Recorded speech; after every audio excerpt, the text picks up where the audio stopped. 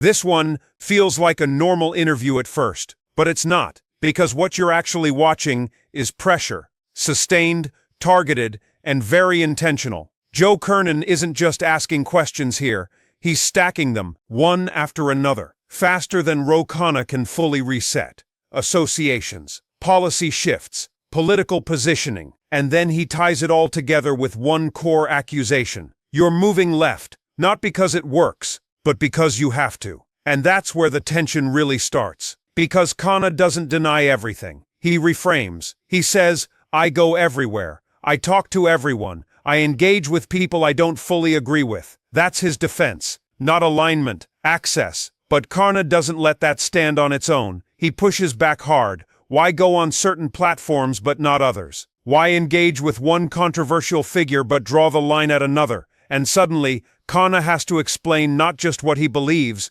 but where he draws boundaries. And that's a much harder question, because once you start picking and choosing, people start asking why. Now layer in the economic argument. This is where the conversation shifts from optics to ideology. Khanna leans into something that's becoming more common, a wealth tax, not as punishment, but as economic patriotism. His framing is simple. If you've benefited massively from the system, you should give more back to sustain it.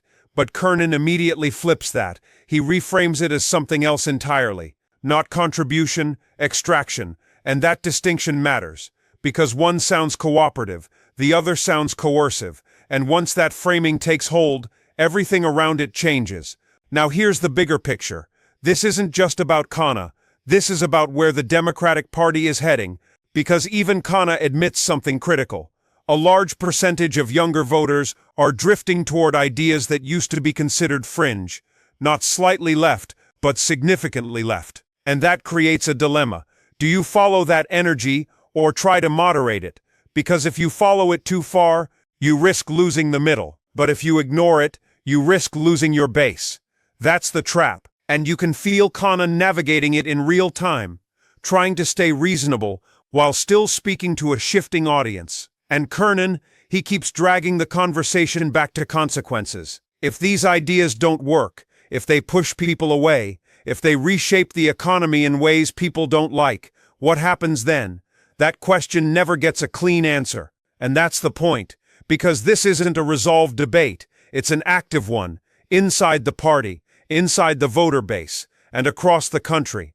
And moments like this, where someone is forced to defend not just their policies, but their direction, those moments matter, because they reveal something deeper than talking points. They show you where the pressure is building, and right now, it's building fast.